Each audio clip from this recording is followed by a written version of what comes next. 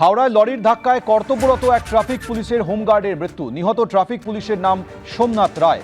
কর্তব্যরত ট্রাফিক পুলিশের মৃত্যু হয়েছে, তার নাম সোমনাথ রায়। ধানতরাশির কেয়াশেড গোল্ড অ্যান্ড ডায়মন্ডে এসে গেল সুবর্ণ সুযোগ। হলমার্ক ও এইচওয়াইডি কোডযুক্ত প্রতি গ্রাম সোনার গহনায় পাওয়া যাচ্ছে 600 টাকা ছাড়, সঙ্গে উপহার। কথা বলবো আমাদের প্রতিনিধি সুনীত হালদার এই মুহূর্তে রয়েছে। সুনীত, কিভাবে ঘটল এই দুর্ঘটনা? দেখো সৌমেন, আজ সকাল 7:30 নাগাদ উলবেড়িয়ার কুলগাছিয়া শ্রীরামপুর মোড়ে ঘটনাটি ঘটে।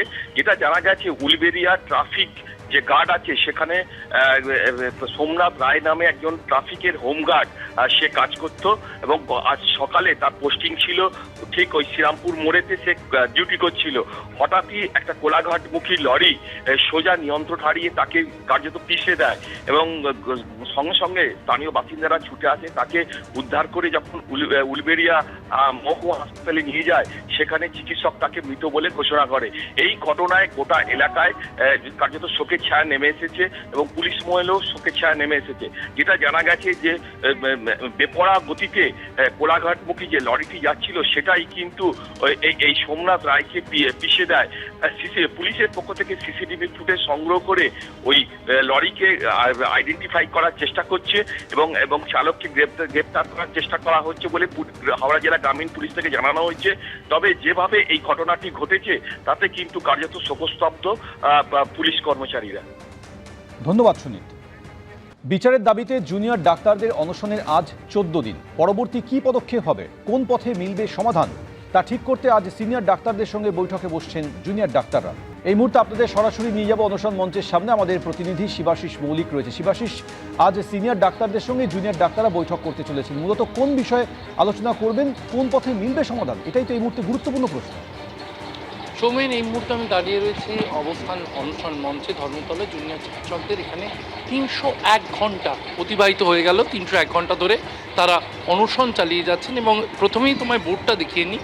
এই যে বোর্ডটি রয়েছে, গতকাল রাত 8টার হিসাব রয়েছে এখানে এবং 7 জন চিকিৎসক ধর্মতলার এই অনশন অবস্থান মঞ্চে 7 জন জুনিয়র চিকিৎসক তারা কিন্তু এখনও অনশন চালিয়ে যাচ্ছেন এবং এর মধ্যে doctor Arnab, doctor Snigdha, doctor Sayantani তাদের কিন্তু এই মুহূর্তে অনশনের 301 ঘন্টা অতিবাহিত হয়ে গিয়েছে এবং তাদের কিটন বডির মাত্রা, আমি ওদিকটায় গেলে একটু বোঝানো যাবে, তাদের ইউরিনে কিটন বডির মাত্রা কিন্তু গতকাল রাতেই আমরা দেখতে পাচ্ছি 2+।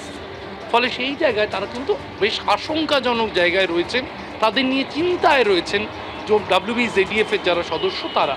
এছাড়াও বাকি যে ডাক্তাররা রয়েছেন, অর্থাৎ doctor Arnab, doctor Spandan, doctor Rumalika, doctor Snigdha, doctor Sayantani, doctor Alolika, doctor Parichay, এই 7 জন চলছেন। এর আগে অনিকেত মাহাতো, তিনি প্রথম হাসপাতালে ভর্তি হয়েছিলেন, গতকাল তিনি হাসপাতাল থেকে ছাড়া পেয়েছেন। তিনি যোগ দিতে চেয়েছেন, যদিও এই ব্যাপারে WBZDF-এর যারা রয়েছেন এখানে তারা সিদ্ধান্ত নিচ্ছেন। এখনও ডক্টর অনুষ্ঠুপ, ডক্টর তনয়, ডক্টর পুলস্ত তারা হাসপাতালে ভর্তি রয়েছেন। এটা কলকাতার ছবি। এছাড়াও সৌভিক, অলোক এবং সন্দীপ উত্তরবঙ্গে তারা কিন্তু এখনও পর্যন্ত তারাও ওখানে অনশন চালিয়ে যাচ্ছেন। অলোক কিন্তু হাসপাতালে ভর্তি এবং সেই জায়গায় দাঁড়িয়ে 14তম দিন 301 ঘন্টা অতিবাহিত। সেই সময় দাঁড়িয়ে চিকিৎসকদের মধ্যে কিন্তু এই প্রশ্ন উঠতে শুরু করেছে, আন্দোলনের পরবর্তী ধাপ কী?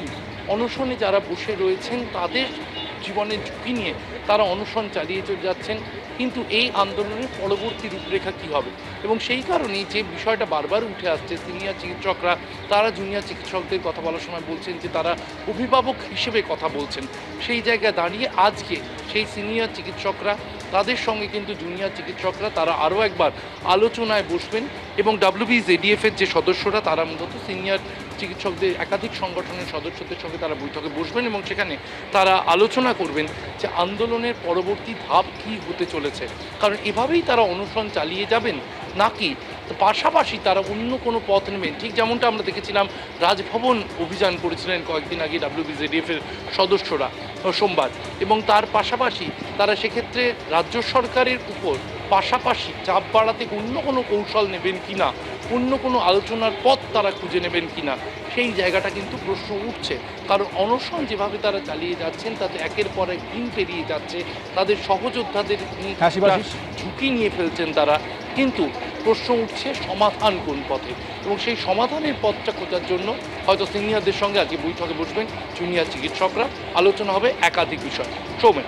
একেবারে শিবাশিস, এইরকম একটা পরিস্থিতিতে সিনিয়র ডাক্তারদের সঙ্গে জুনিয়র ডাক্তারদের বৈঠকে আজ কি উঠে আসে অবশ্যই সেটা দেখা। তোমাকে আপাতত ধন্যবাদ।